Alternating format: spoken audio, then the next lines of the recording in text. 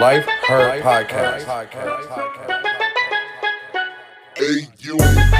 Her is me, her is you. Her is us, her is she, her is we. United we stand, baby, that her for keeps. I'm coming and I demand my space, I know it's free. I owe myself the world, they tried to count me out. I've been down some dark roads, they tried to pound me out. From cloudy to sunny, ain't think that I would make it out. I needed positive emotions to fill me out. Hey everyone, thank you for tuning in to Life Her Podcast. This is a pre-recorded video with Dr. Louise Bonaparte. She's a medical doctor and scientific researcher. You are getting ready to get real informative information about COVID-19 vaccines and Juneteenth. This is very, very important for you to listen to, and you're going to gain a lot of information on a lot of conversations that we have daily. Thank you for tuning in, and make sure you follow us on IG. Nice seeing you. Hi, how are you? On audio. So how things been going with you working in the hospital? Oh, it has been tiresome. It's been overwhelming. I bet. It's just almost more that I can bear. Oh my God. And then the thing is, what I is supposed to do is surgery, but because of this COVID-19, they have me in the ER. I'm taking tests, and they have me all over the place. They even put me in the psych ward one time, and I said, never again. Oh my God. When they gonna put you there? They put me in this psych because, the physicians and the nurses, they're becoming sick themselves. Okay. And I thank God that God has covered me, because when I'm working 16 to 20-hour shifts. Okay. And they threw me in the psych ward, in the COVID-19 psych ward at that. Wow. And one day, one tried to escape. It was a message, don't you ever put me in there again. Oh my God. So is your whole team of, have anybody on your team that work in your level, have they caught it? Yes, 1 or 2 have passed. Surgeons, nurses, techs. Now, I have my license to practice medicine, tri-state, in the Northeast Coast, New York, New Jersey, Connecticut. So I'm affiliated with several hospitals, Maimonides, Yale, NYU, Danbury. So I'm just a person I'm just helping out. Okay. So when you help out, they just rotate you in different areas. They just rotate me. Most of the time, I'm the chief physician, so everyone has to answer to me. So I just have to go around and check on all the nurses, the staff under me. However, at times during the day, I have to have a lot of one-on-one with the patients. Oh, yes, definitely. Yeah. Now, what have you been doing to keep yourself healthy with you working with so many patients and everyone surrounding you having COVID? I've been drinking a lot of tea and soup, although it's warm weather. Warm liquids kills the disease, the acids in your stomach if you're drinking something warm. So constantly I'm drinking warm any type of liquid, but especially warm. You have to constantly drink something warm. And being with a mask on, that really makes me drowsy and it weakens me, because you have to take your mask off, and we can't really take our mask off. Okay. So I'm wearing a mask with the respirator, but still that's not made to be worn at a long period of time. So that stresses you out physically and mentally as well. So as far as care, I'm drinking the liquids. It's prayer. Prayer is keeping me. I don't know what else. I don't work every day. I don't work every week because of the hours that I'm working. Sometimes I'm doing 7 days straight. Ooh. And this week, 16 to 20 hours. This week I did 3 days. They want me to come in tomorrow. I'm not sure. I will think about it.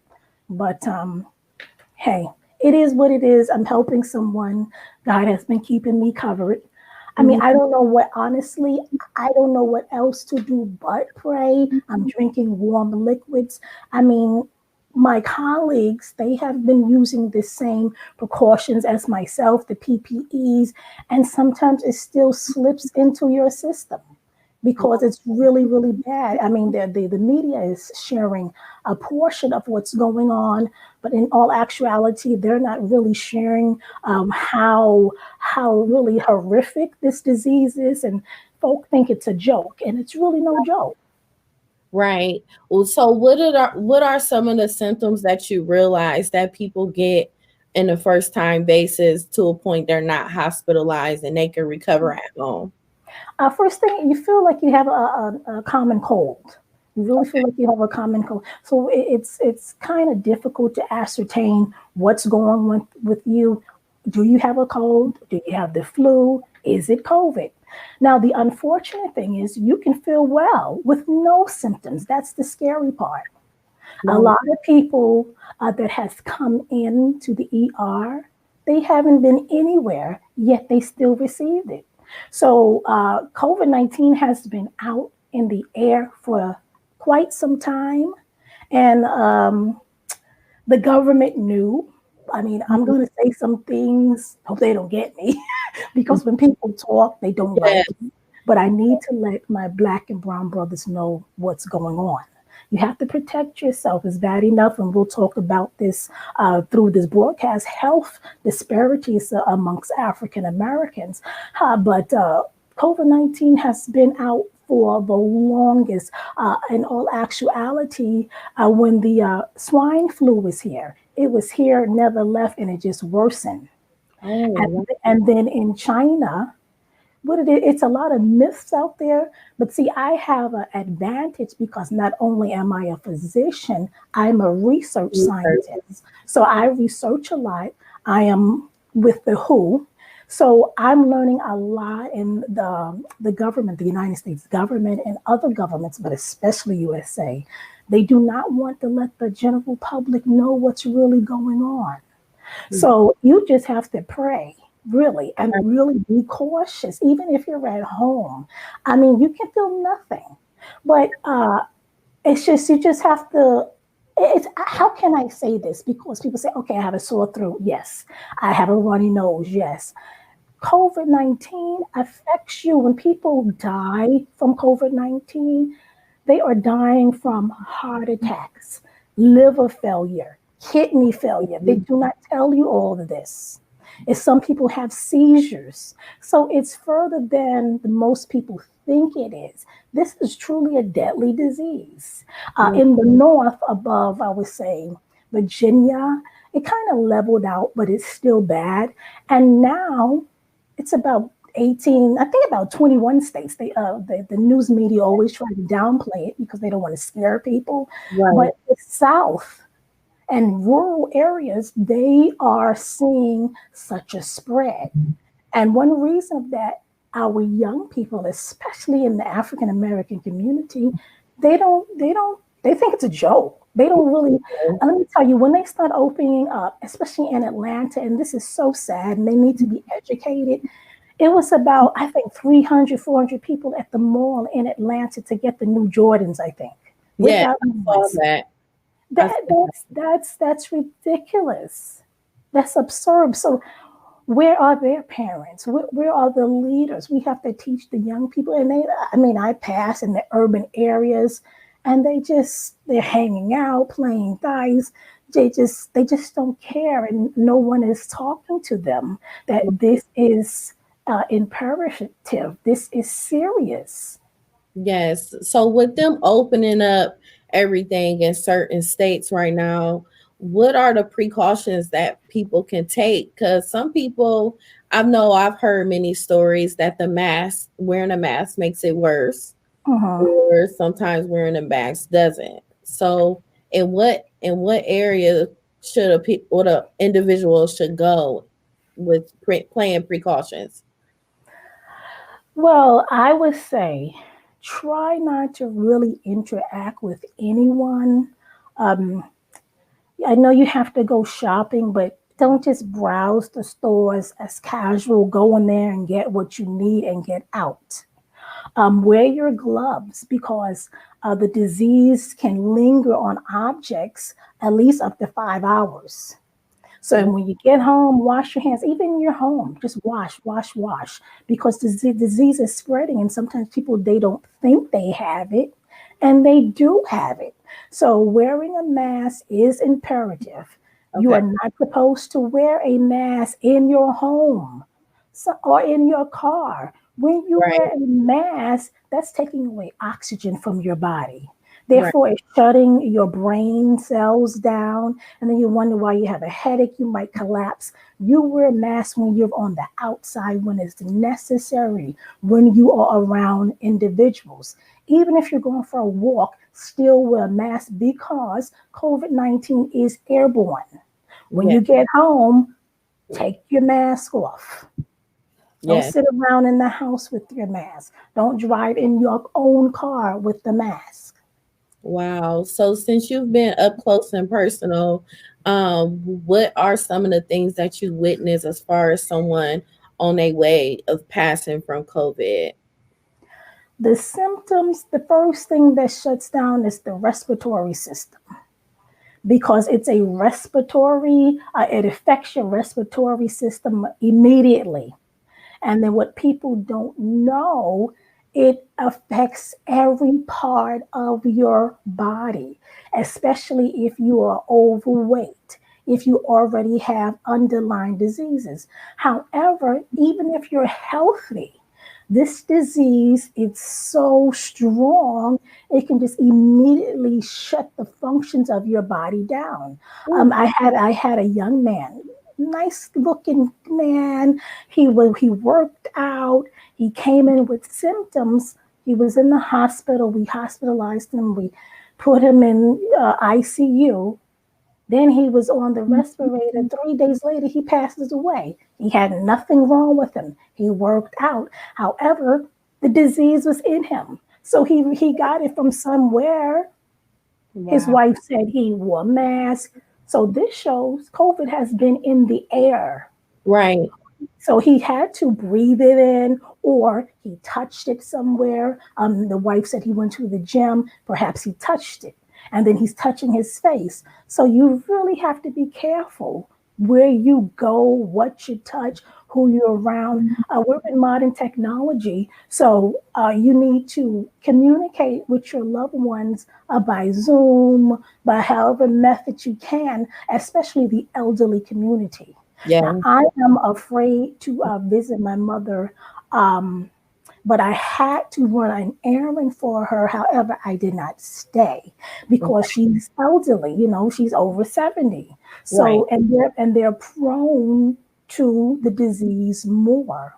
And especially, I wanted to keep myself put, because I went to the George Floyd funerals in North Carolina and Texas, and how many people were there? Yes. You have to be really careful, and people are going to these funerals. And this weekend, I'm sure people are going to carry on. And July 4th is coming up, and they think it's a joke.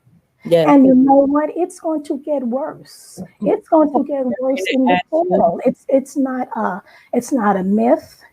It is what it is. How can it not, if all these crowds? And unfortunately, although we are marching for our rights, it's spreading. That's the unfortunate thing. So many crowds when you're so close to so many individuals. Some have their mask on, some don't. So it's like you have to look at everybody, with a little funny eye, because you're like, do you have it? You don't know. Right. And then, sometimes we see people unconsciously hug each other, shake each other's hands, and it's just a constant thing with everything being open. It's really scary, especially when it's going to get worse. Do you find of it being a cure in any type of way, or it's just always going to be here? No, I call it a plague.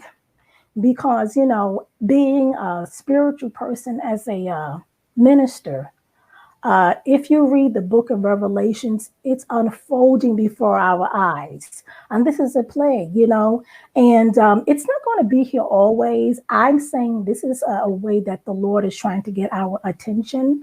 Yeah. I feel that maybe in the summer it's going to cool down some bit, and then it's going to get back worse in the fall.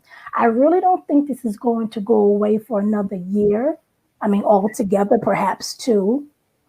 And then I believe it's going to come back again, maybe years and years, because things are out here that I am not really permitted to say as a physician and a scientist with the WHO. I just want you all to be very cautious. Number one, pray. Wash your hands. Continue to wear your mask. Be healthy. Eat healthy. Yes. It's just a thing that we just can't help.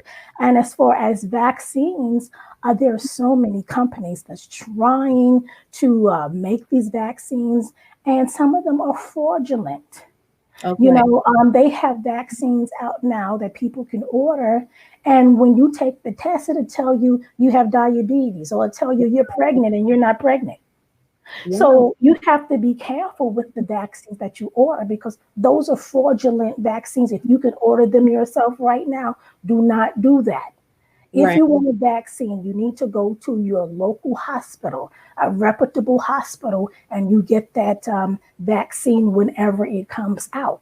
Now, they're doing vaccines in Sweden. China thinks they have the vaccine, the best vaccine. Okay. Switzerland think they have one. But I was researching, and let me tell you what did I see during my research. It is a company, a pharmaceutical company, AstraZeneca.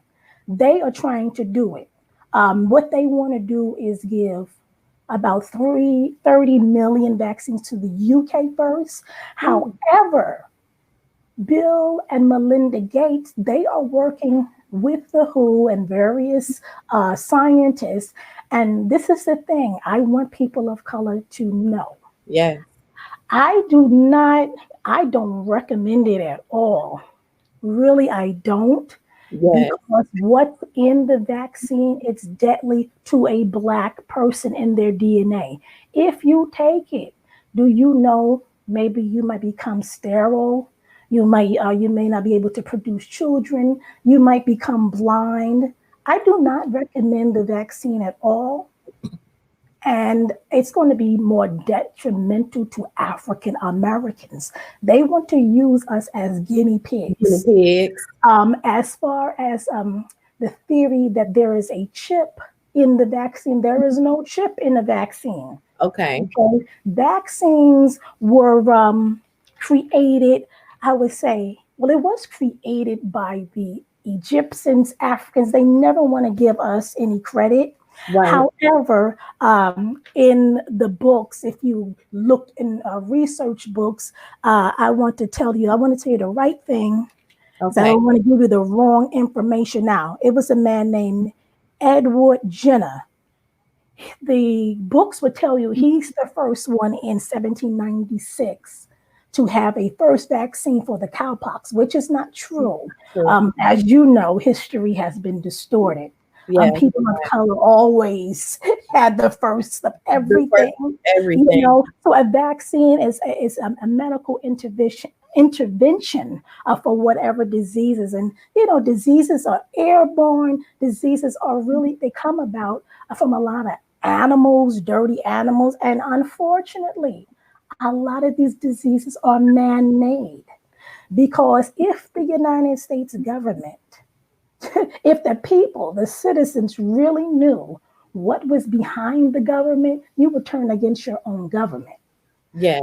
Especially people of color, they want to use you as guinea pigs. So as I said, in 1796, Edward Jenner, he created the smallpox. And then 1885, became the rabies shot. And then after that, it was so many other vaccines. They basically made more vaccines in 1930. And then it progressed, vaccines between anti-toxics and vaccines for tetanitis, tuberculosis. There's so many diseases out there, and they just kind of use people as a guinea pig. What they try to do is use animals first, such as monkeys and rats and mice rather, to use it. However, they always love to use the Black community first. Yes. And that's just another podcast in itself. Yes, it is. Because I saw, I had with my learning center, they asked us, would we like to participate in the COVID mouse swap?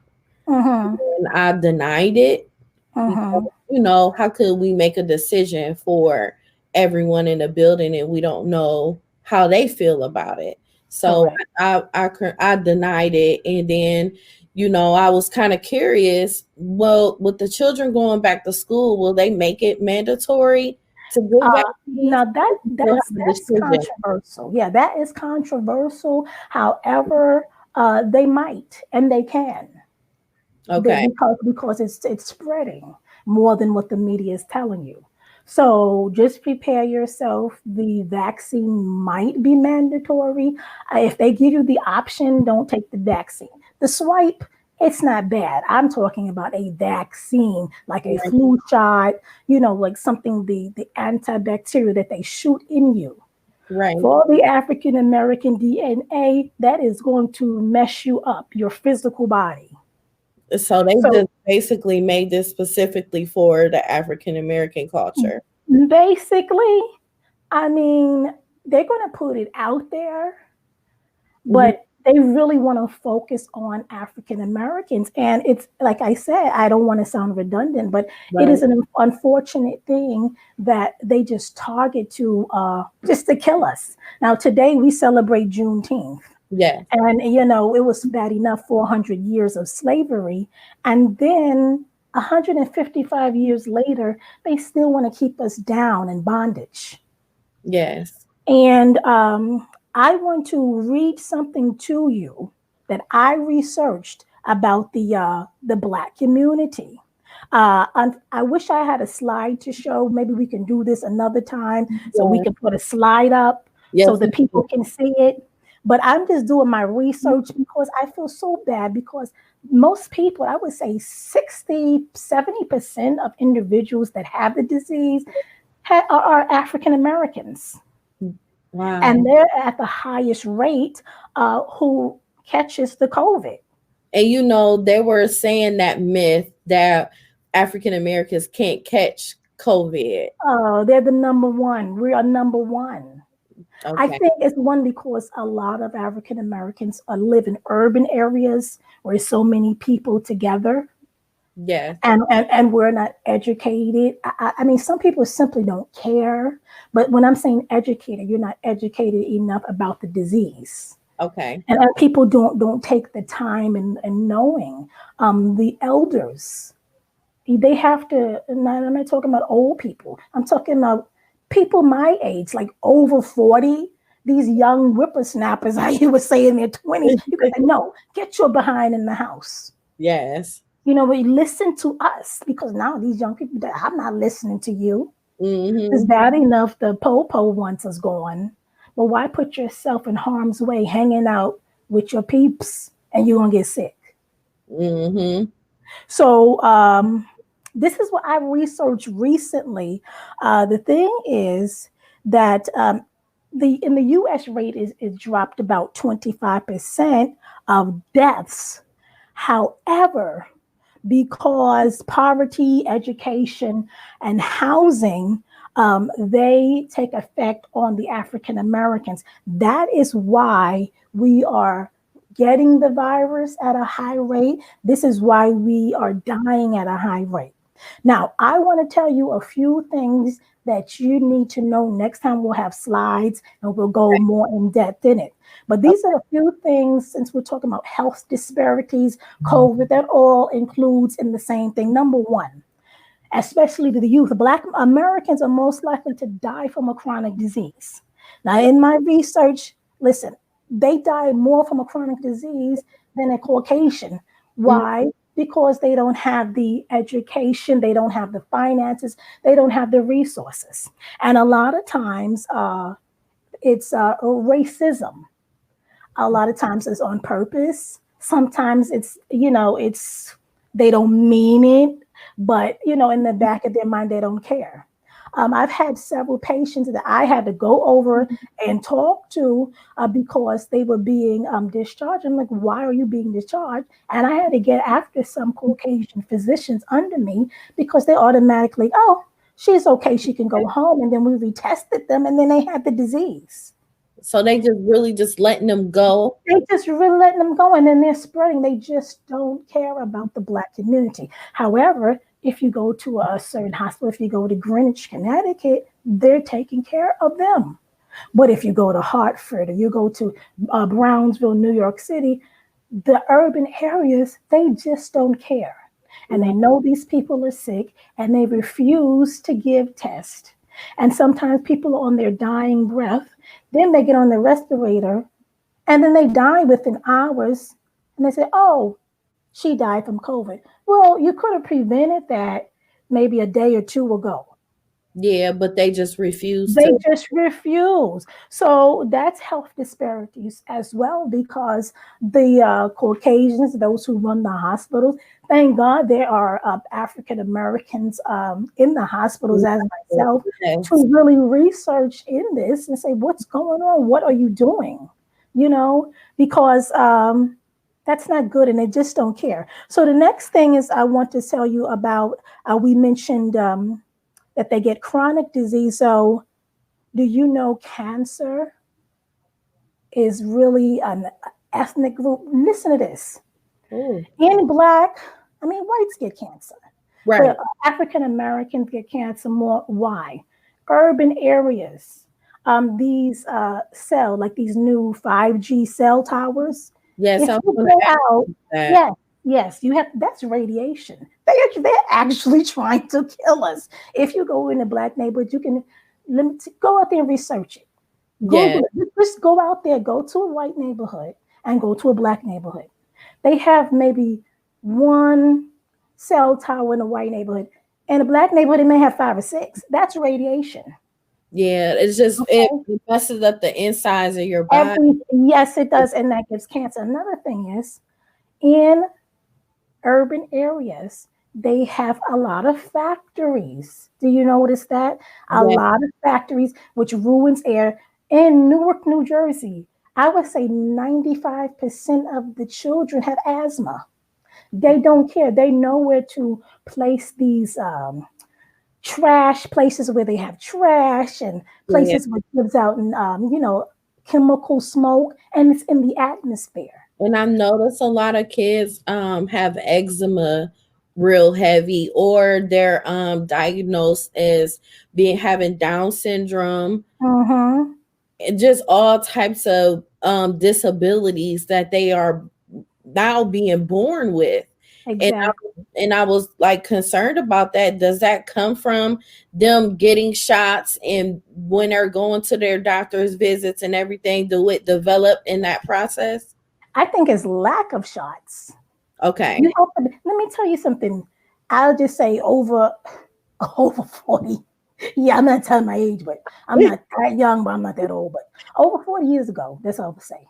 My mother had to ask for specific shots. And they're like, well, how do you know that? She says, because I'm supposed to have that. You have to research if you're pregnant.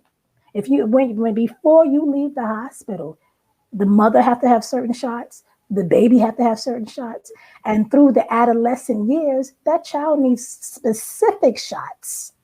So a lot of times they just don't care. They really don't care. I mean, it's sad to say, but it is what it is. Mm-hmm. They do not care. This whole system, it's really systematic racism, and health disparities go hand in hand. Yes. We do not get the care that we're supposed to get. Yes, I would like to share with you with my recent experience.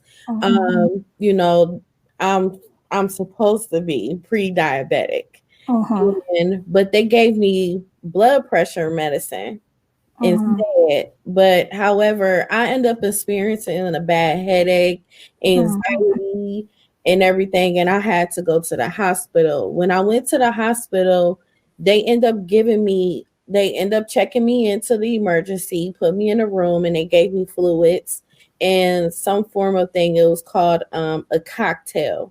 And cocktail, it had Benadryl and I forgot the other shot that they gave me, and they also gave me Reglan.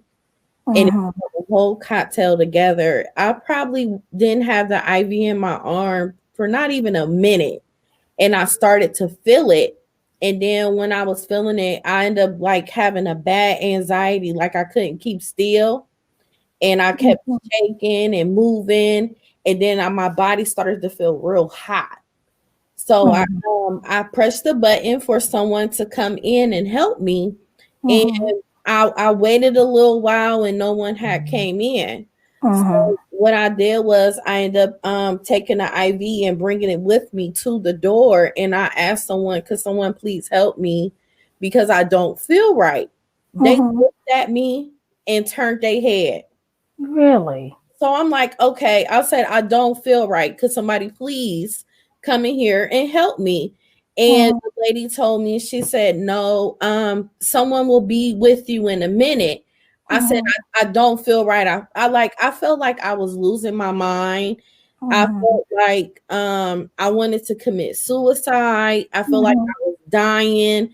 I felt like I just wanted to like just start running like in a serious speed.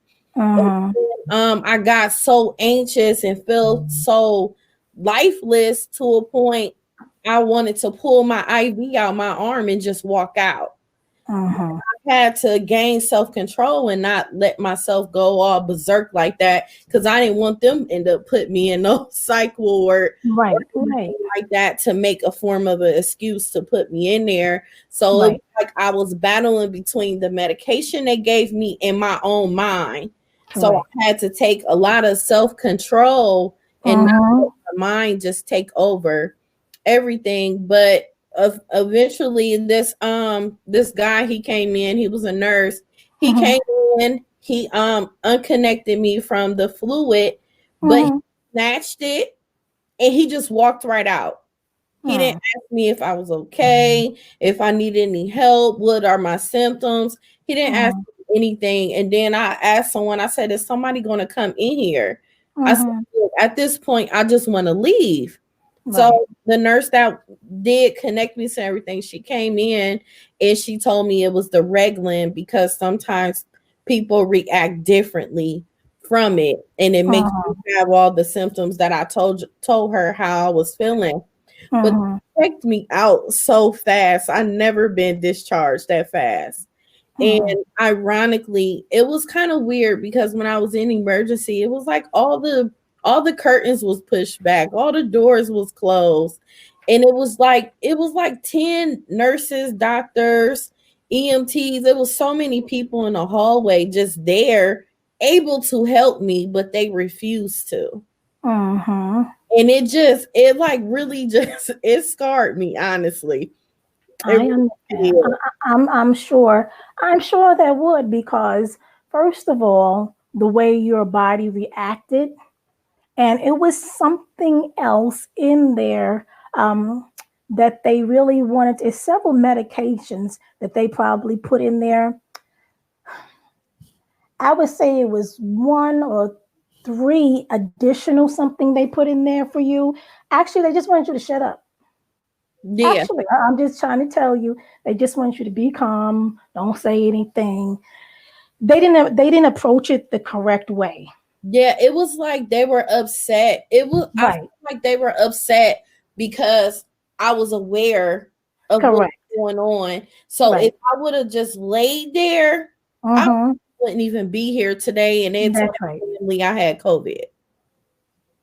They said you had COVID. No, I'm saying if I wouldn't have moved around and something happened to me, they probably would have told my family. Of course, that's what they do. That's exactly what they do. And I'm glad you shared that, because ask them, it's your body. What are you giving me? Tell me what that's about. Right. Don't just say, don't just put your arm out here. Oh, I'm giving you something. What are you giving me? Even if you don't know the terminology, explain. It's your body.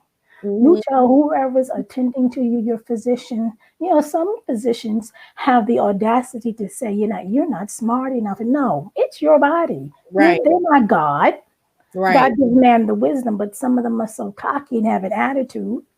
So listen, whatever the doctor prescribes you, what's this for? Never take a prescription and you don't ask a question. No, well, Okay. that's why I'm gonna call you. Okay. Thank you. You have to, and they don't like it when you speak up.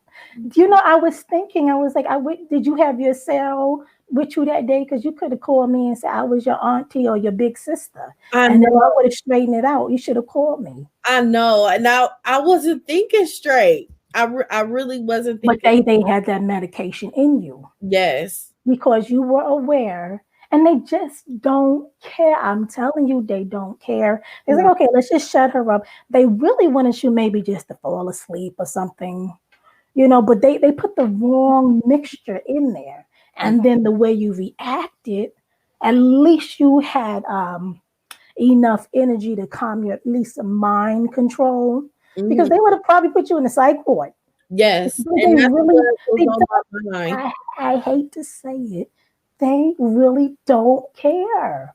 It's just so unfortunate. And you have to have someone to be your advocate when you're in a state when you're ill. Yes.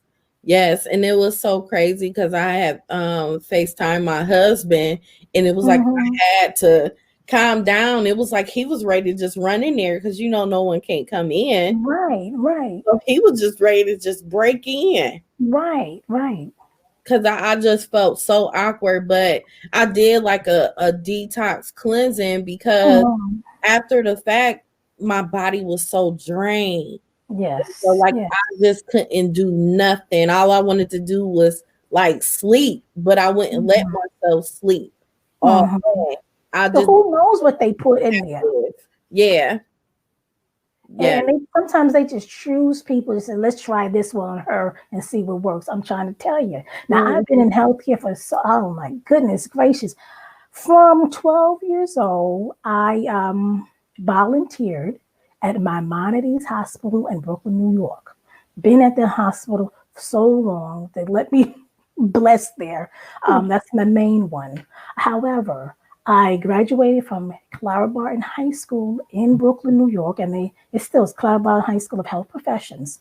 And they always had a program where you can have join a program for nurses aid, LPN, medical assistants, and it's health professions. So when you graduate, you have your certificate and a college diploma.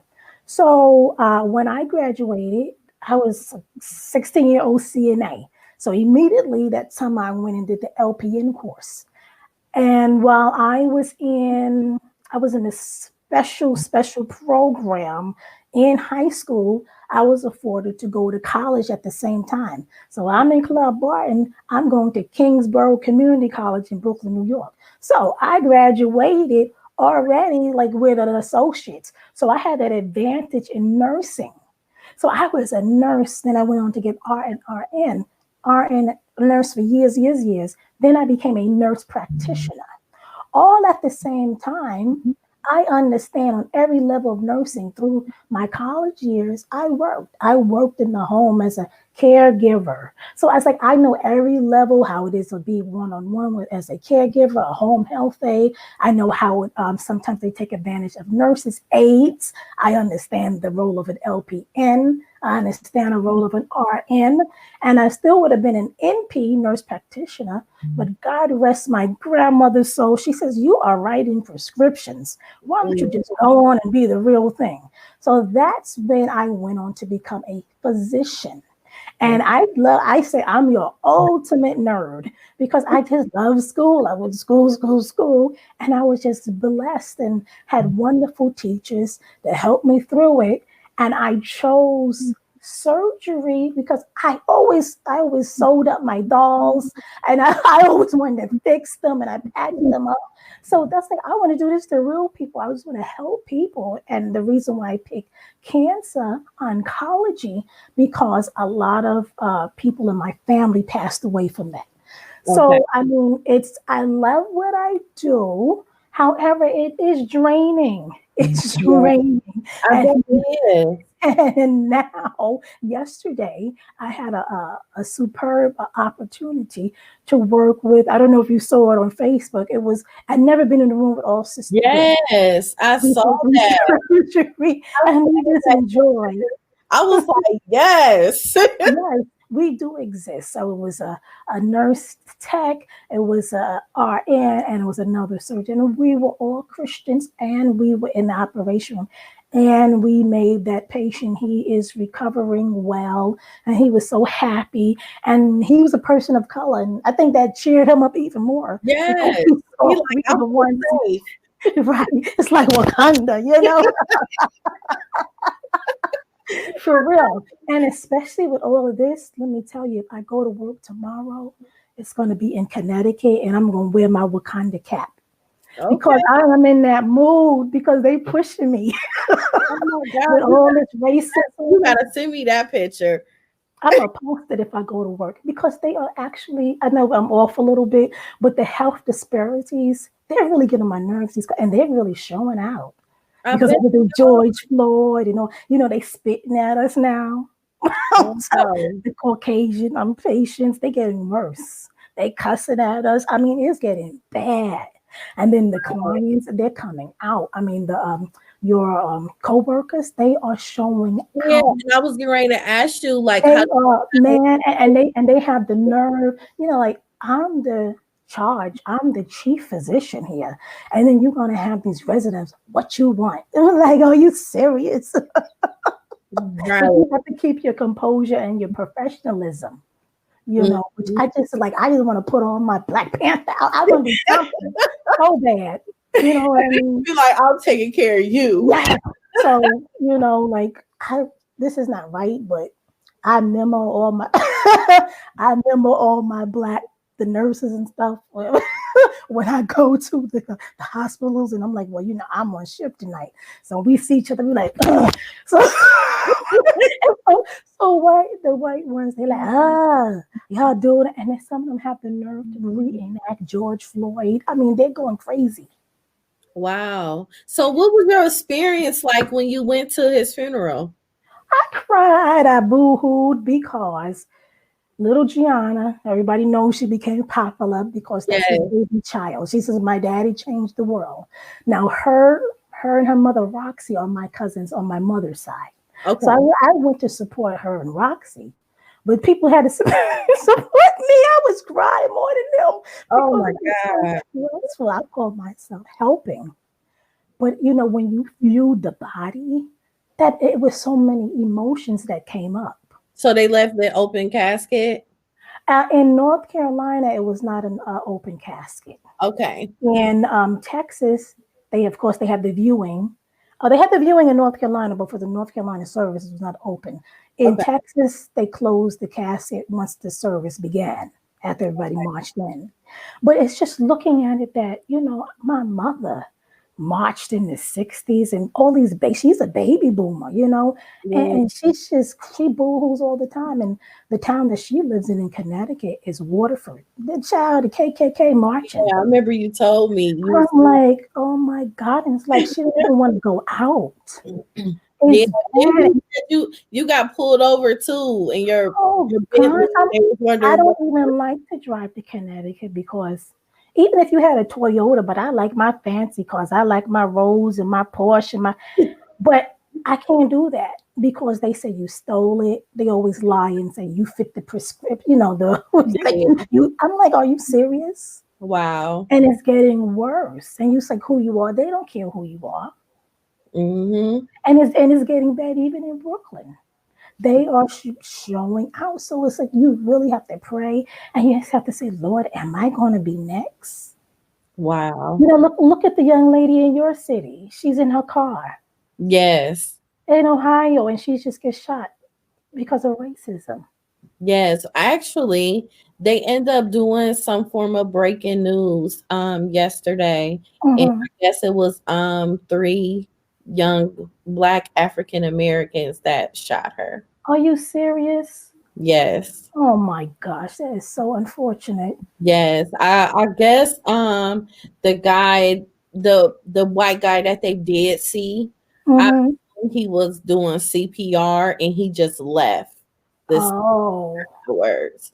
So I guess that's where they got that particular description from. oh my goodness. Another, And see, a lot of times, you know what? It's already a race war, yeah, but these young people, they're coaxing it. They're just making up stories and lies just to get people more upset. We're already upset. yes, yes, and we already protesting and Yes, everything. So it's to the point we have to play precautions on when things do occur and when things do happen, and we have to get the full story correct. before we start Absolutely. assuming things. Because I was talking to my husband, I'm like, yes, a lot of incidents do be wrong with the Mhm, police force. However, some people do resist and mhm, they do not cooperate. But however, mhm. we need to teach the Black community and let them know what to Absolutely. do when you're getting pulled over so That's right. you won't get caught up in getting yourself killed and those Mhm. type of situations. And then when they go back on a video, it'll show your cooperation, That's right. just like the young man in Atlanta, Georgia. Atlanta, exactly, exactly. Yes. And he cooperated with everything they said. He spoke with Mhm, kindness and mhm. everything. And we have to continue to do that, even though we don't know if we're going to get ready to live or die. That's right. That's right. Right, because the police, they just want any excuse to shoot you. Yes. It's Yes. like we're a target, and it's just hunting season.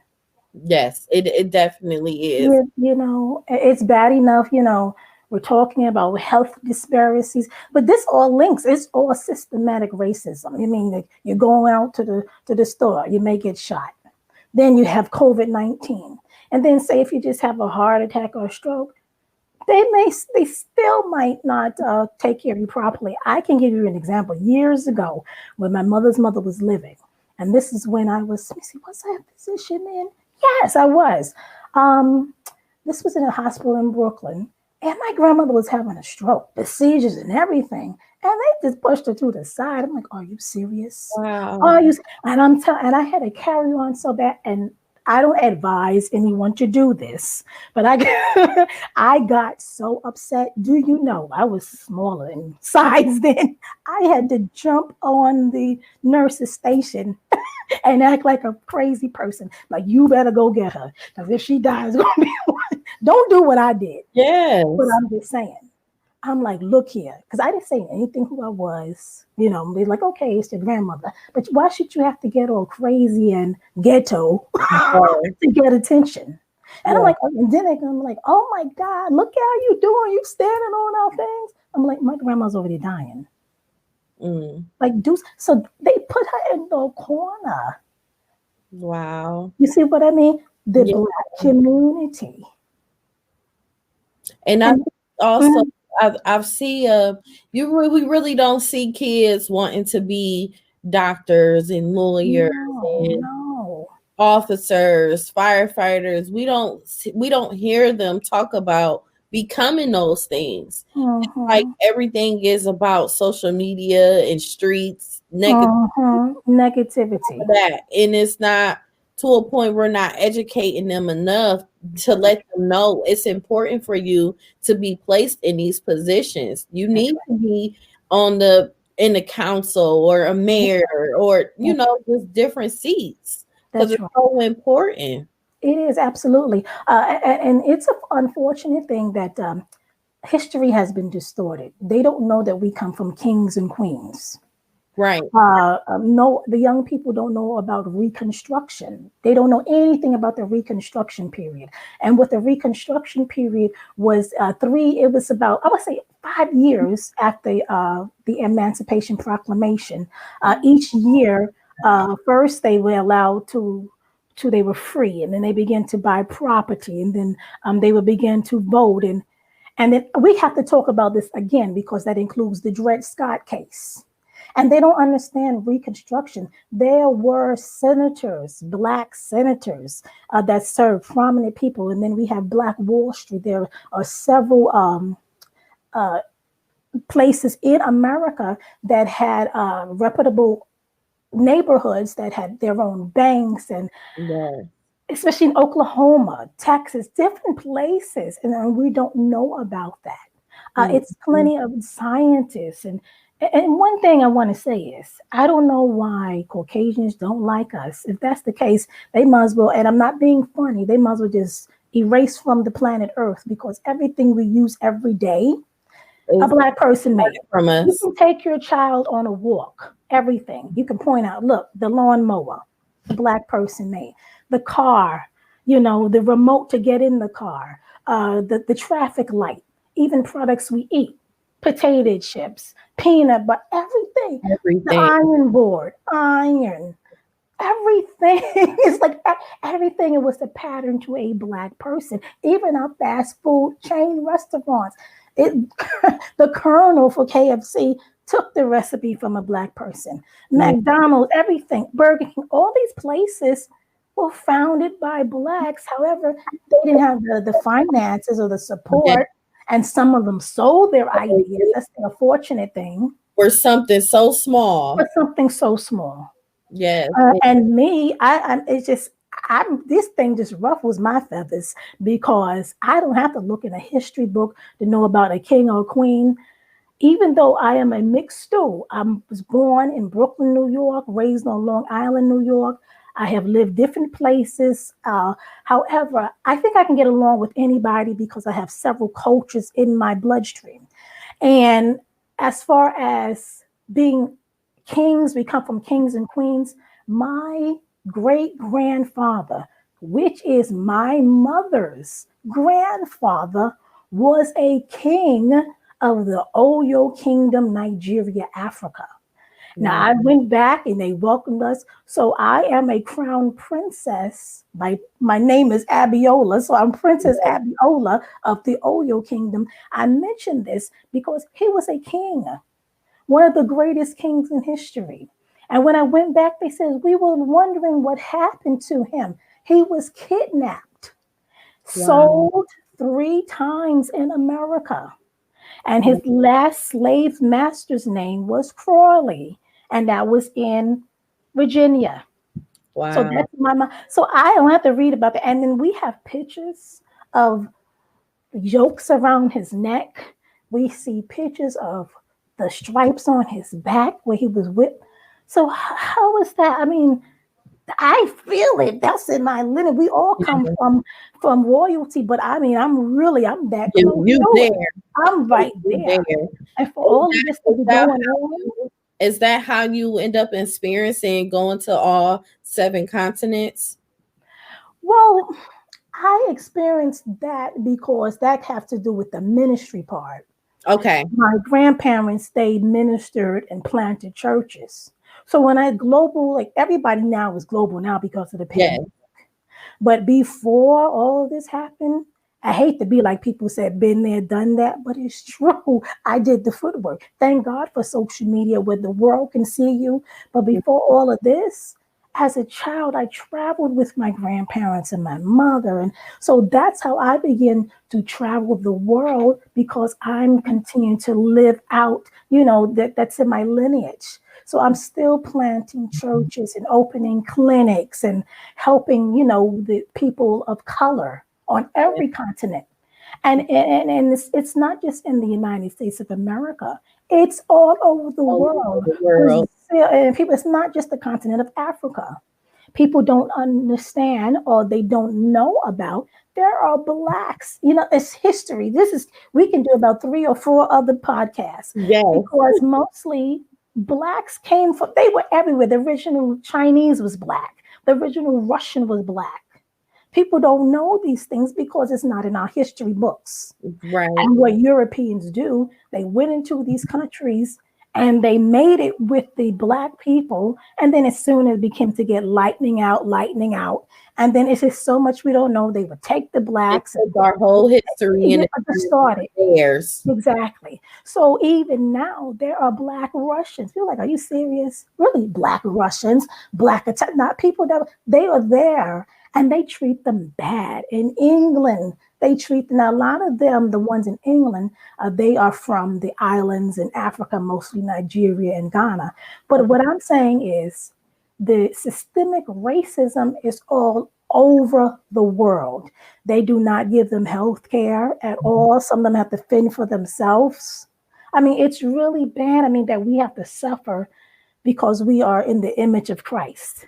If they only knew, you know, they don't want to, like, you know, that even people don't even know that the Pope, he prays to Black Madonna and Black Jesus. People don't know that because he knows that's the real thing. And the years, if you research, they lightening the angels like they made them white years ago. The painters, they know what it was. They know the deal. They would make brown angels, brown Jesus, and they're like, we don't want their people to know. Just like King James, we see at the King James Bible, it's a lot that we do not know because he felt that he was the king and that people should not know as much as he did. Mm-hmm. So because I'm a natural researcher, not only for, you know, scientific purposes, so a lot of things I'm just looking and I'm searching. I'm like, wow, if we as a people knew who we are, we should be able to get together. And in all actuality, it is more Black people in the world than Caucasians. Yes. And if we unite, we can rule the world, but we can't unite even within ourselves. Yeah, you know, a lot of people say that's the Willie Lynch syndrome. That absolutely. It's like how they say crabs in a barrel. Yes. So I mean, someone is on top. Everybody want to be on top instead of accepting the fact that just let them run this and let me position myself here. And all gather together in so many ways. It's just like as our culture, we always want to take over something and throw each other under the bus and accept the fact that this person is gifted in this, you're gifted in this. You know, just keep it going. Other cultures do it, but us. Exactly. And the thing is, white Caucasians, they don't know the difference. Unfortunately, in their mind, you're still a nigger, plain and simple. Yes. You have to, I'm not saying to call you, and I get after young people. Now, let me tell you, it's two ways you can look at this. I've heard a young lady saying where the young people, this was her excuse, however, it's true, but I don't really agree with it. She's saying because, and I believe she told me Niger or one other country that meant Black and powerful nigger. But I'm like, well, I don't know about that because they use that term in America to downgrade us. You know how you say, my nigga, you know, the Black American culture, nigga, you my nigga. It's cute. But you know what? I'm trying to get people to stop saying that because it's downgrading. I know for us, people comfortable to use it too. So like you guys say it, but then they say nigger or negro. Right. Like, no, they want to just fight. Right. But like we need to practice the fact that we can't use it upon each other. Right. No, why we can't say, hey king, hey queen. Right. And excusing what I'm going to say, why do sister girls be like, hey bitch? Yeah. You're not a bitch, you're not a nigga. You know what I mean? Hey, and that is not cute. Yes. Because if you know what your words, whatever you speak it is so. You got to be careful what come out your mouth. Yes, because the tongue is very powerful. Yes, it is. What you just said. You're going because when God created the earth, he spoke it. So whatever you speak, like even the I can't breathe movement, I understand that. But think about it, you're speaking it. So you should start able to say, I can breathe. I can breathe. Mm-hmm. Oh man, we talked about this is like 5 other podcasts. Yes, everything kind of always intertwines into one. We talk. Exactly. But it is what it is, and the Black community needs to know this. Yes, they do. And I want to say to any Caucasian that's watching, now I posted on social media, and I've been, especially LinkedIn, people had a lot of Caucasian supporters. They don't thumbs me anymore, and I don't care. Because what I said was, I'm watching you. If you're a clergy person, if you're an business associate, and you have not said anything about racism, then you know, I'm seeing your true colors. So a lot of them unfriended me, so they show how they feel. Yeah. And especially, especially Like to speak your truth. that's right. And that's your culture. And That's that's right. how you feel. Mm-hmm. Yes. And if you can't, you can't say, "Oh, you my friend," but you don't talk about it. This is what happened. Why racism is still around all these years later, because America has swept it under the rug and have not discussed it. And Mm-hmm. this is a major issue. I really feel it's going to be another civil war. Oh yeah, And definitely. then the president, he's stirring the pot, and Yes. he does not care. And it's so crazy. It's like so many people support him, but so many people don't. But Mhm. I feel like he will cheat his way regardless Oh yes. to do another 4-year term. Oh yes, of course. Like in these times right now, we need to put things in place to prepare ourselves That's for when right. that time comes and Mhm. continue to educate ourselves on so many things as far as our history and how to survive. Because Mhm. a lot of people we lost our ways on knowing how to survive due to materialistic things. That's right. During like food, we have to eat a certain type of food. What Mhm. other ways can you cook food? Have you gone hunting, been in the Mhm. woods? We have to go back into our roots on Right. survival mode because we don't know the direction. We have an idea of the Right. direction we're going into, but we still Mhm. have to prepare ourselves That's for right. that. That's right. Yes. Absolutely. Absolutely. So Now, I it want to say something before you ask me something else. okay. Please be careful and prayerful when you vote. I want to tell you that voting is imperative. However, it's like we are at a in a position where we just are really. I'm trying to find the words to say.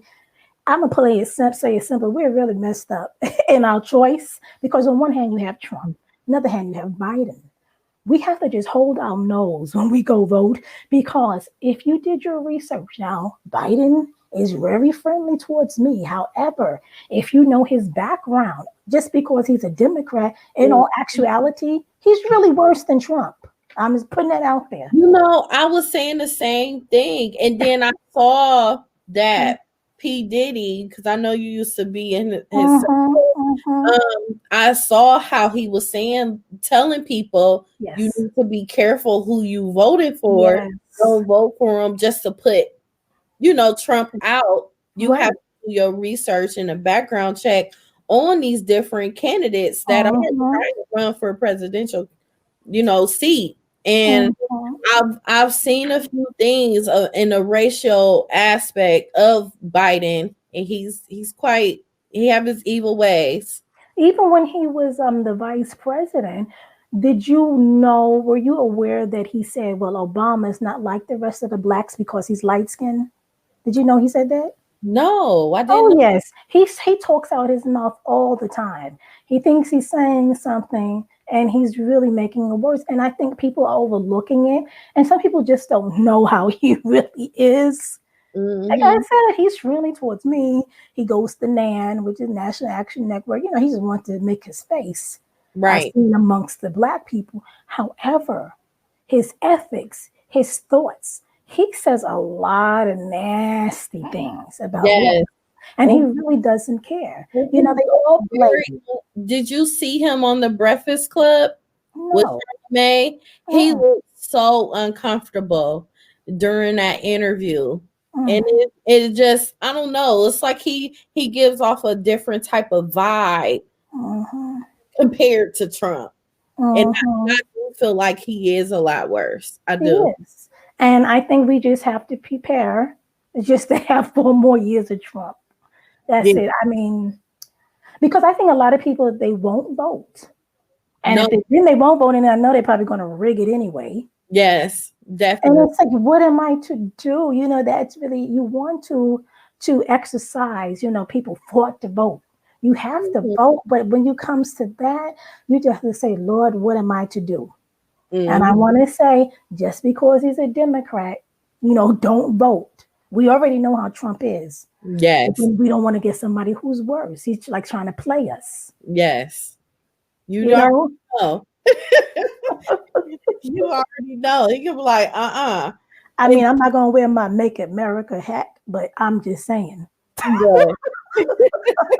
Be careful, be cautious, pray about this thing. Yes, and we have to constantly do that. Yes, We really do. We have to stay anointed. You that's know, right. and what I have noticed before the pandemic and everything, a lot of people didn't believe in God. That's right. That's right. It is. But as time gone by, Mhm. daily, I see more and more people like God this, God that. And that's exactly what he wanted us to do. That's right. That's That's right. exactly what he wants us to do. And we have to understand that That's and build right. our own personal relationships with him. That's right. You know, the scripture says, in Chronicles, if my people who are called by my name humble themselves and pray and seek my faith and turn from their wicked ways, then I will hear from you. Let me tell you, you will hear from heaven and you will heal the land. God wants us to seek him. America, the world needs to seek the Lord, but especially America. It Yes. has to come back to God. And God had to do something to get our attention. Yes. So with you being over, you oversee, what is it, 2,500 churches? It's almost like more than that now. Is it? Mhm. So have you experienced any different type of relationship or vibe with individuals, because you deal with so many cultures? So Right. have you dealt with any racism, or you've noticed things in your colleagues from you being over everything? Mhm. Well, the leaders, they are not as bad. Okay. However, when I speak to maybe say if you have the bishop and then you have a pastor underneath them that I have to interact with, they may not be too keen. Okay. And I had to have several Zooms about this, and a lot of them really, it ruffled their feathers, and like, you got to get it together. I mean, we had some heated discussions, and I had to give them scripture, and I had to reprimand them. It's something you cannot love God and not love your fellow man. You Mm-hmm. cannot be under a person of color who is your leader, and you don't like my type of people. Like, Mm-hmm. what are you doing? And we had to have several Zooms on this. And basically, it's not the main leader over the region, it's the ones under them that's giving me that pushback. Yeah. So my thing is like, hey, I don't beg anybody. Even Jesus said, I knock on the door. Jesus is not going to force you. I love to have you in our circle of fellowship. But if you think this way, you have to pull out because I will not tolerate this in the organization.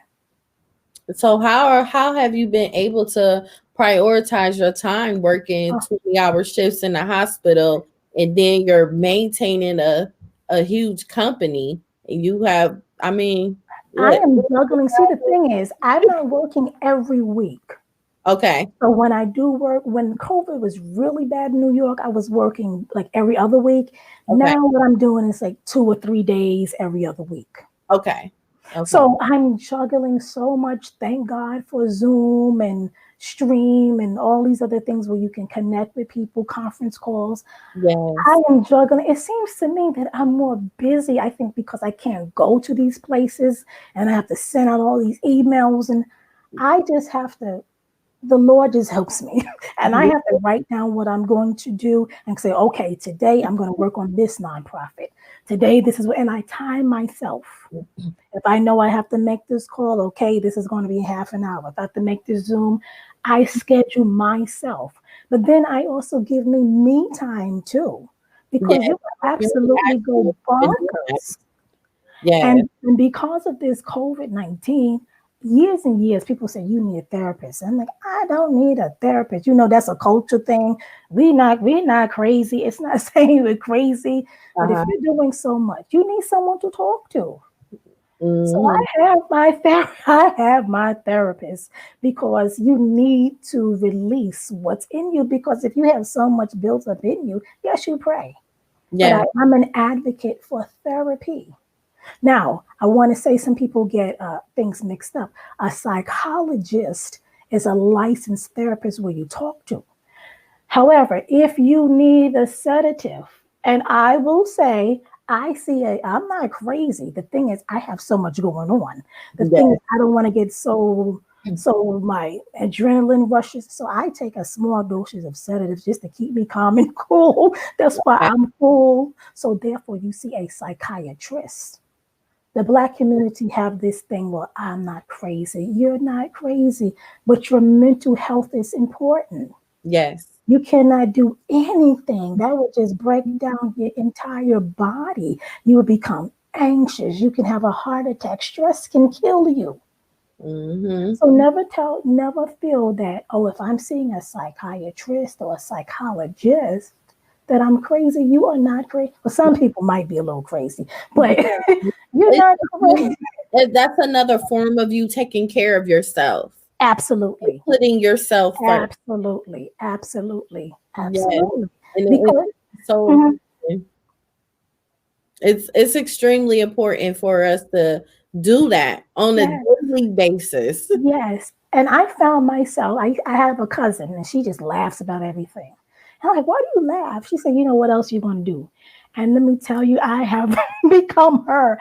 I laugh and they're like, what's wrong with you? I'm like, that's all I can do. I Yeah. just have to laugh. You see me, I laugh about Yes, this you whole do. thing.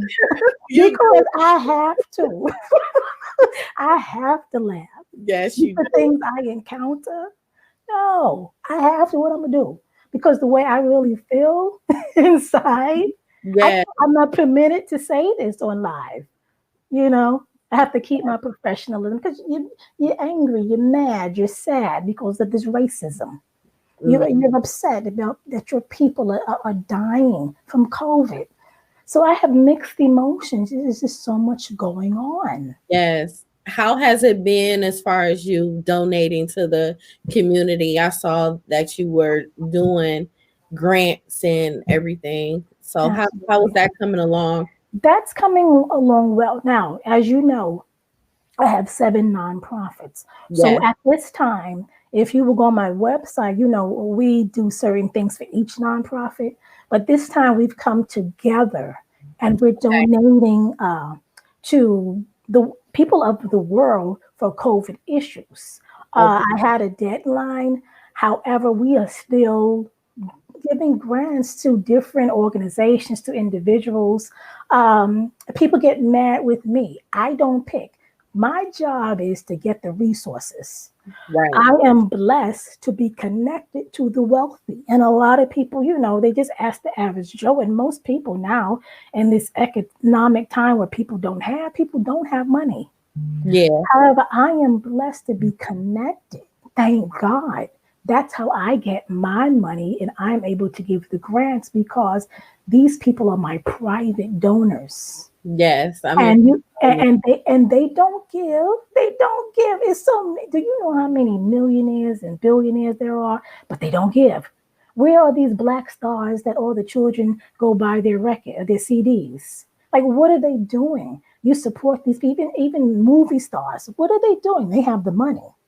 So I have these CEOs and these people, and it's a lot of people like in other countries, like India and Pakistan, and they support me because they know that, you know, if they give it to me, that I would distribute it properly. And a lot of people get mad, but they ask me for, I would say, I mean, it's just ludicrous things. Why don't ask me for television? Do not ask me for a television. Yeah, I think you did. Didn't you do a car and a house before? That was for probably this was last year, and I always say I'm not going to do it, and I have to stick to it because people they figure I'm the bank. I don't have to give you nothing, Right. but that's my heart. You know, I observe people. You know, and in a way, my team, they look at you. If you really have that need, you know, they research who's writing. If you have a website, you know, they really look at it. Like if you're doing okay, we may give you $500, and then you get mad. Like I asked for 5,000, you didn't need the 5,000. Maybe somebody in Ohio needed that 5,000. So we look at the need. The man is saying, one man, I need I need a new TV. And I need, yes, I'm like, I need a new TV and I need the washer dryer too. Yes, washers, dryer. And these young people, they see the post and they think you're stupid. A lot of the young Africans, they think Americans are stupid. These young boys, I want a cell phone, I want sneakers. No. No. Like, don't try to play me like this. I'm professional. I am a person of color, but I am a professional. I'm a loving person. I'm down to earth. But when it comes to that, I'm not going to give you money to throw away. And I want people to know, whoever is listening, if you have this need, 9 times out of 10, we're not going to give it to you directly. What the need is, we're going to pay for ourselves, because a lot of people get the money and they just throw it away. Yes, they do. I gave money to a young lady. She blew it. She asked me to pay her rent. She went and had a party with it, coming back to me, my rent. I said, I gave you money for rent. Oh, I had a party. Well, I'm sorry, I can't help you. That's your bad. Right. And I don't give it. You have an orphanage? Okay, tell me. We'll buy the rice. And people get mad because they want the money themselves. You need something, you need a van, we're going to give you the van. Mm-hmm. You know what I mean? Yes, I know exactly what you mean. And then I need somebody. I can't give it to you. Who do you have a board? Like, I'm really strict on that, because people get the money and they'll use it for themselves.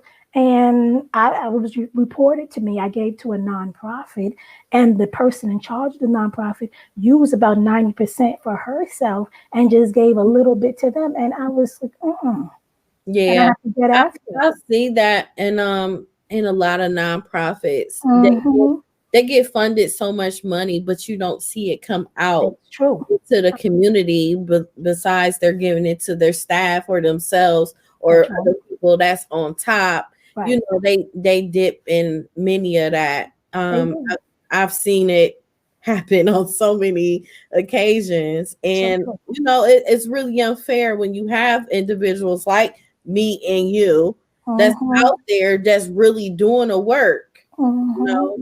So, but it's good that you are fortunate enough to have the connections and the individuals that's willing to donate and help along the way with you having different nonprofit organizations. And another thing I want to say, if you are someone that I think that is capable to meet some of these wealthy people, please don't embarrass me.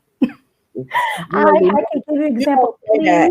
Please do not embarrass me, because if I say, because most of the time I don't connect them with the people. If sometimes I'm like, okay, I want you to meet the people and they can work directly with you.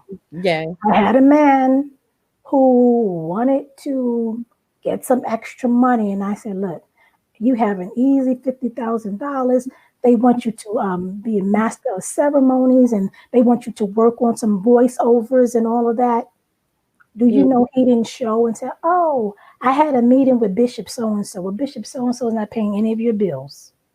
He left the people just sitting there, and the people were like, what kind of person, is he? And that embarrassed me. Then you have to, answer to them, or you vouch for them and right, exactly. And then I had bad. And then, please, we love the Lord, but listen, learn how to speak proper etiquette. Do not go to meetings speaking Ebonics. That's in everyday life. What you say around your family and friends, I'm talking just being myself. However, when I'm in a meeting, I know how to conduct myself. I know how to speak. I'm just being myself here on live.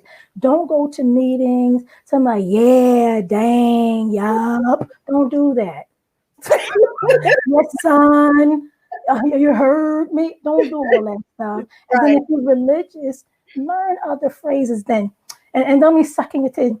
Yes, bless God. Yeah. I had a young man to go to a meeting. He's supposed to be intelligent, but he's just been in church all his life. And it's unfortunate. He just knows church lingo. And he went and there's like, we want to help you. Dr. Bonaparte says you're a young man. Yes, bless God. Like, they're like, are you serious? Praise God.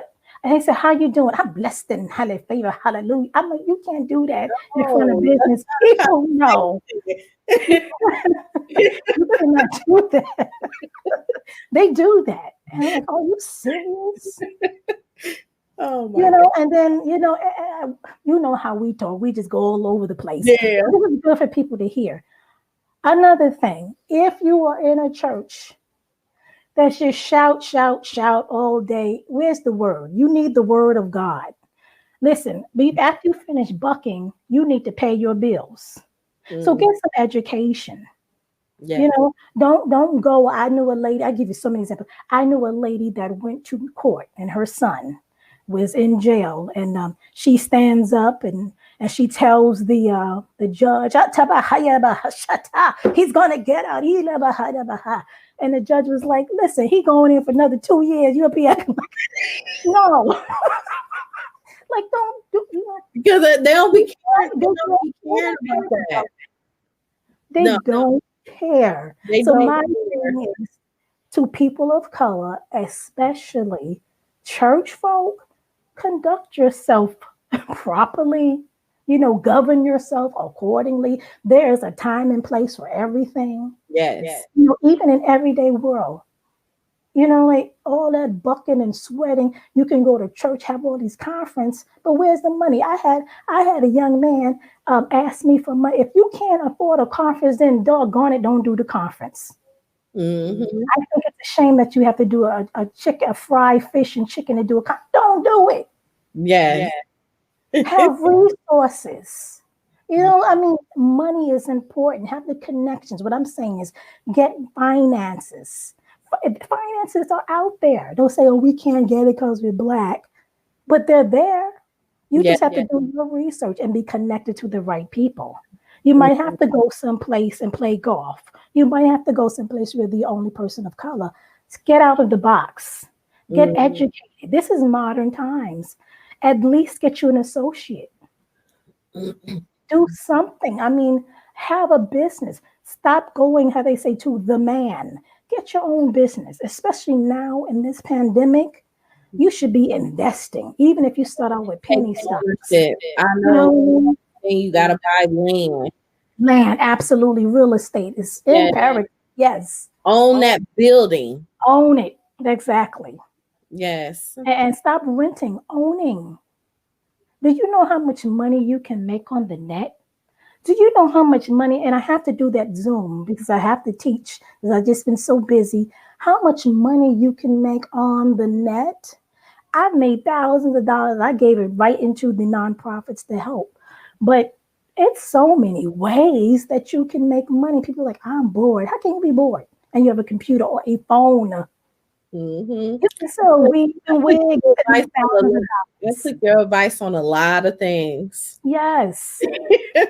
Invest. This is the time to invest, especially for people of color. Yes, it is. Yes. Well, I'm going to let you get some rest because I know you're tired after your long shift. Yeah, because we went way over time, but I know, didn't we? Well, we've been talking about something we're supposed to be talking. I think I covered the health disparities. I mentioned the vaccine. I talked about the chip. Yes. What I didn't speak about, I guess we'll close out Juneteenth. Those of you on social media, I wrote out an entire history of Juneteenth.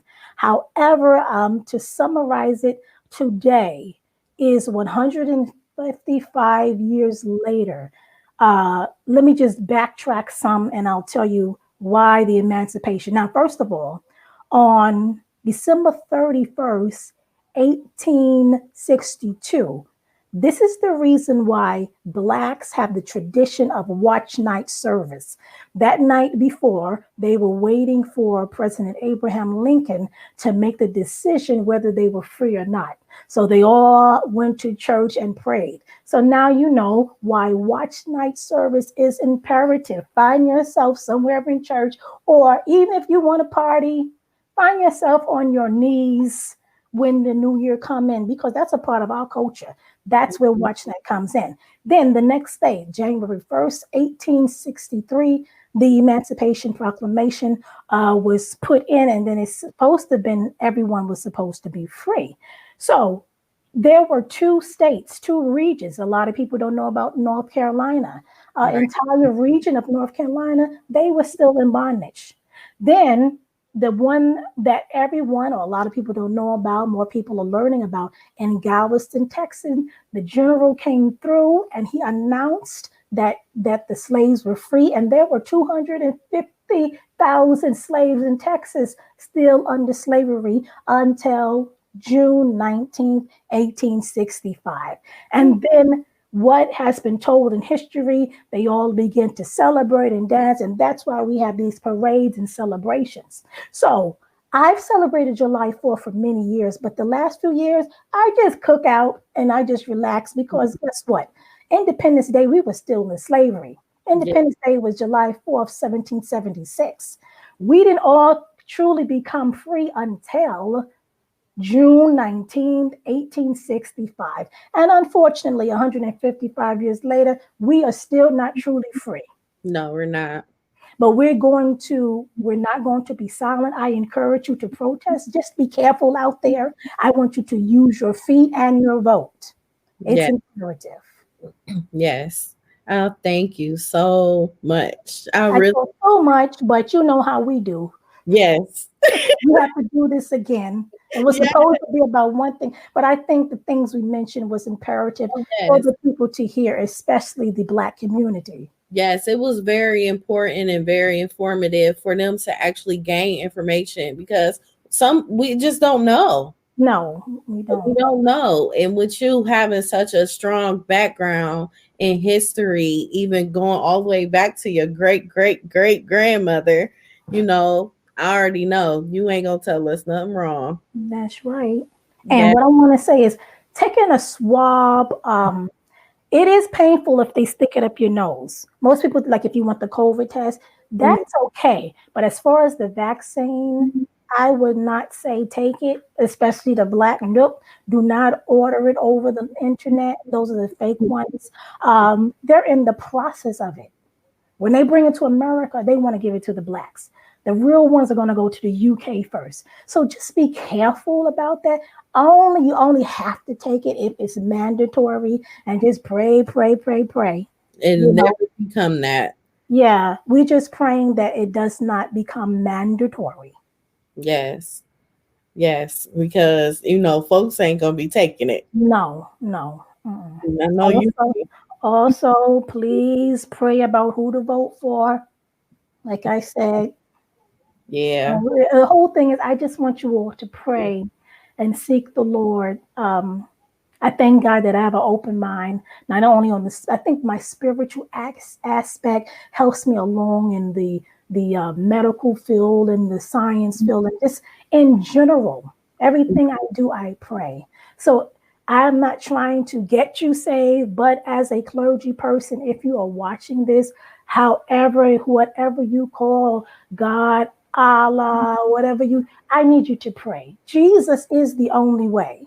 However, I encourage you to meditate, to seek God in prayer, because we are living in uncertain times. And don't be down. So you might think that God has left you, but God will never leave you or forsake you. He is right there. He is with us. He is there. He knows all. Never doubt God of what he is doing. God has a purpose and plan for everything. If you've lost a loved one, if you lost your job, listen, if you lost your job and you're watching this, you on a computer, right? Start you a business. Yes. Take your pain and make a purpose out of it. Take your test and make it a testimony. Or as they say, make your lemons into lemonade. I'm just here to encourage you not to give up and to hold on, how they would say, the older folk, to God's unchanging hands. We take our hands out of God's hands, but he never lets us go. No, he doesn't. And I'm going to keep my prayers to you, being covered while you're in the hospital, saving lives, and even just dealing with different types of doctors and nurses, everyone that you oversee, because you have to be protected in all areas. That's right. All areas. And I did love that picture of you guys praying. That was really, really nice. Yes, and if I work tomorrow, I'll post my Wakanda cap. I'm ready to. Okay. Yes. Okay. Connecticut. Yeah. I want you to send me one like this. And again, I am sorry for laughing, but that's what I have adopted to keep me from home. I understand what Cousin Kim meant. She just laughed. And now, I mean, that's how I have to do it that way. I can't be Yes. sad, all the things that's happening. Just laugh, because God got it under control. Yes. Because God will take every people that killed, George Floyd, all these nasty racists, God is going to judge them. Judgment is coming. Mm-hmm. God knows, folks. God, but trust and believe.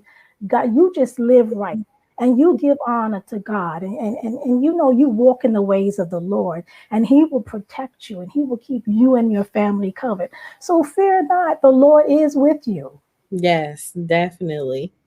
Well, let's end it and make sure you get you some rest. Yes, ma'am. And I'm gonna text you and check on you and everything too. Okay, I appreciate that. Okay, thank you. And we're gonna have You're to welcome. in on another topic. We do. Yes, because we got a lot to talk about. Absolutely. Yes. Okay. Love you. Love you too. Okay. Bye-bye. Bye-bye. Thank you, everyone, for tuning in to Life Her Podcast, where we help heal women all over the world. Don't forget to follow us on Instagram and Facebook, Life Her Podcast, and check out our YouTube page as well. And make sure you subscribe. You can also look onto our website and you can purchase merchandise and listen to the podcast episodes.